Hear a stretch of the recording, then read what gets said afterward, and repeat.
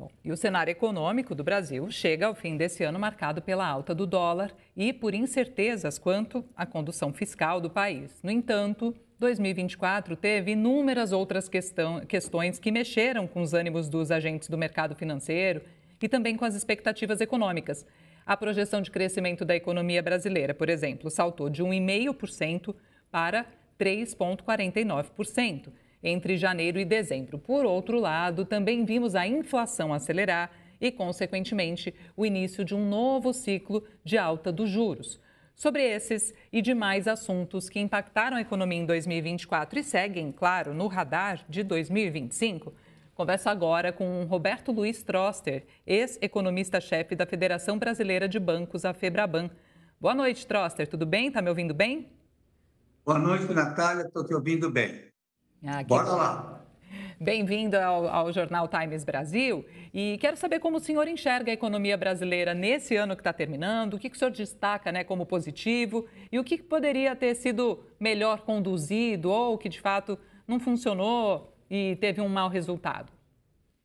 Bom, primeiro, assim, o resultado, desemprego num piso desde o início da série histórica é muito positivo. O PIB, como você destacou, 3,49% crescendo, também é muito positivo.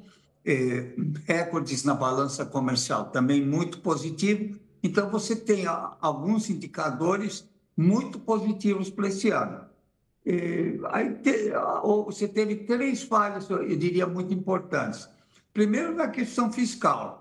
Você tem um problema de consistência fiscal, não é o mercado financeiro, é aritmética, né? Então, eles falam que a Faria Lima não, é aritmética. Os números mostram que a dívida é uma dívida crescente. Quando você tem uma dívida crescente, isso espanta investidores. Isso vale tanto para um país como para uma empresa, como para uma família. A solvabilidade do setor público brasileiro não está em xeque ainda, mas se você não fizer ajustes de rota, vai estar. Então, esse é o grande problema. As medidas apresentadas para corrigir demoraram muitos para vir e foram muito tímidas. Tiveram o efeito oposto ao que deveriam ter. Então, isso espanta um pouco o investidores. A segunda coisa com dólar. O Brasil, quer dizer, uma coisa é você ter câmbio flutuante. O que é um câmbio flutuante? Você ajusta a taxa de câmbio à competitividade do Brasil, do país. Então, se o Brasil, algo que aconteceu no início dos anos 2000, você começou a exportar muito, o câmbio se valorizou. Em certa maneira, a entrada maciça de dólares faz com que o câmbio se valorize. Mas o que acontece? O câmbio flutuante não é a mesma coisa que câmbio volátil. Essa alta, essa estilingada do dólar, isso devia ter sido administrado pelo Banco Central, para isso que ele tem reservas. É para isso que quase todos os bancos centrais do mundo fazem isso. Quando começa a subir muito, entram vendendo, quando começa a cair muito, entram comprando. A ideia não é manter o câmbio flutuante, mas intervir para que, de alguma maneira, as oscilações não sejam muito bruscas. Os impactos no setor não financeiro da alta do dólar são grandes. Empresas que têm dívidas em dólares, as perdas para essas empresas aumentou em 750 milhões, sem que elas tenham gasto sequer, recebido sequer um centavo a mais de dinheiro. Então, outro problema é você levantou a inflação. Parte da inflação está causada justamente, né, mais do que pela demanda, pela alta do dólar. Nos últimos 3 meses, produtos dolarizados, o IPCA aumentou 1,14% nos últimos 3 meses, e os alimentos que são dolarizados, são influenciados pela taxa de câmbio, aumentaram 3,14%. Então, o dólar é um problema. O dólar, o Banco Central tem que mudar a política cambial, né? E terceiro, quer dizer, você está tendo um discurso muito otimista, quer dizer, você tem tudo, os fundamentos da economia brasileira são muito bons. O Brasil tem tudo para continuar crescendo no ano que vem, mas não pode se descuidar nessa questão, na questão do câmbio e na questão fiscal. E tem coisas que podem ser feitas. Perfeito. E vou incluir na conversa nosso analista econômico Alberto Azental, que quer trazer uma pergunta para o senhor. Perfeito. Mestre, é bom falar com você. Me parece que houve uma ruptura nas expectativas e na confiança, por isso essa balbúrdia de final de ano. Minha pergunta o governo vai conseguir reverter esse processo ao longo de 2025 e como é que reverteria? Bom, primeiro, boa tarde.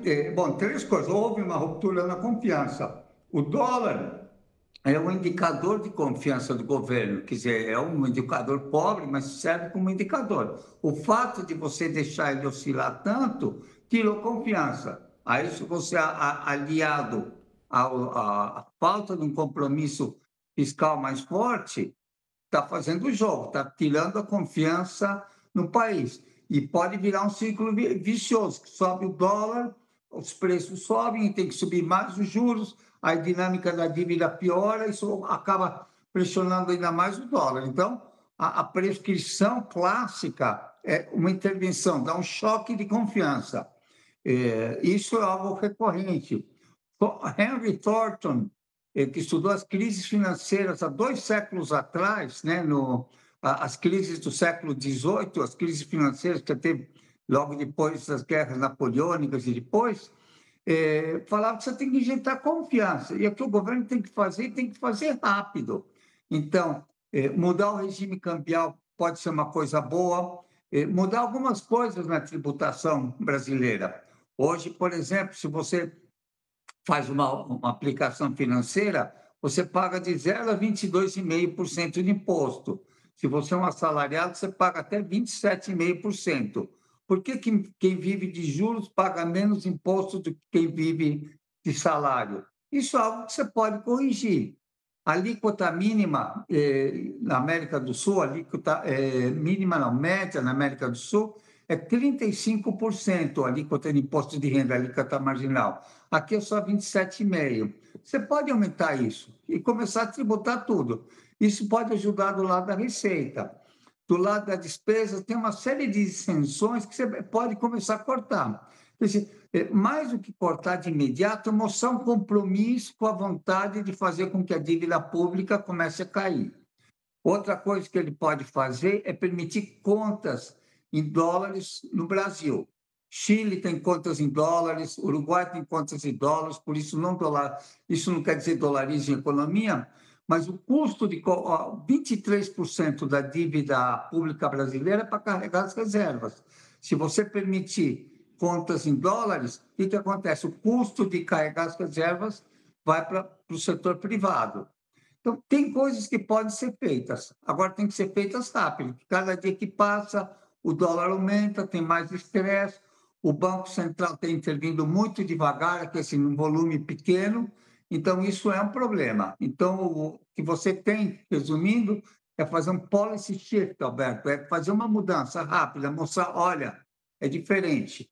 Só para concluir, as 3 maiores quedas da taxa de câmbio foram quando o Hermínio Fraga assumiu o Banco Central, que anunciou mudanças na política econômica, foi quando o Lula leu a Carta ao Povo Brasileiro e foi quando o Palocci fez todas aquelas medidas mostrando a economia tá.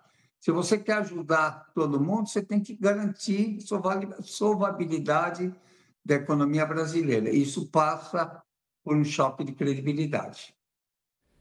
Perfeito. Quero agradecer demais a participação do senhor Roberto Luiz Troster, ex-economista-chefe da Federação Nacional dos Bancos, ao vivo com a gente nessa noite aqui no Times Brasil. Muito obrigada, ótima virada de ano, feliz 2025 para o senhor. Obrigado, e para você, para o Alberto, para todo mundo que está nos assistindo, e vamos torcer para esse choque de credibilidade vir logo.